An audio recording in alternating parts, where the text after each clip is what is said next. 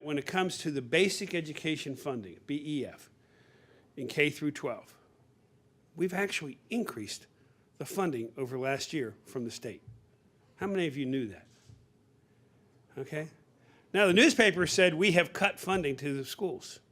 Well, we've cut special programs, the block grants, yes. But we didn't cut our contribution to basic ed. Now, people say, well, wait a second, the newspapers are saying you cut it. No, the federal government cut it. Because if you remember, in the last 2 years, the governor in the budget reduced from his level of 2008, 2009, he reduced the state contribution in 2009-10 and 10-11. So that went down.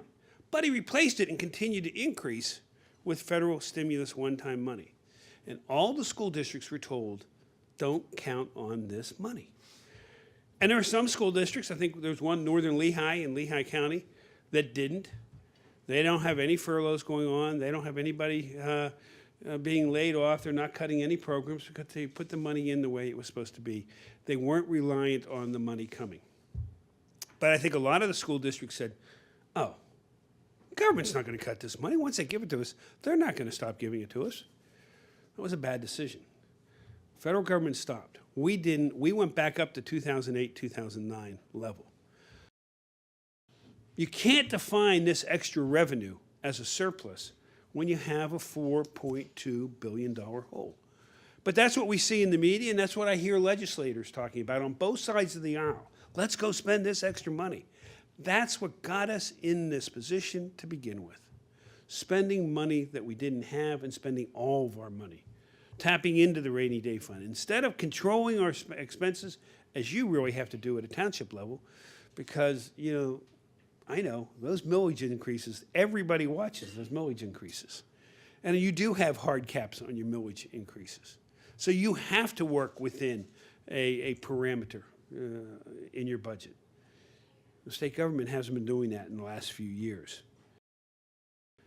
And what this is all about, when all is said and done, is one thing: jobs.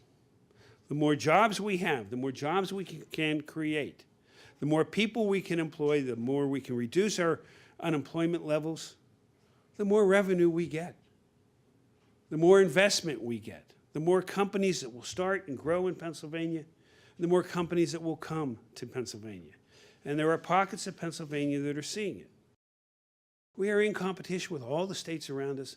We are in competition with all the states of the Union, but we're in competition with nations around the world, with China, with India, with New Zealand. And if we want to bring jobs to Pennsylvania, we have to demonstrate to them that we can compete. We don't have to say we're business friendly, although that's not bad, but we're business fair. And that's what this really comes down to.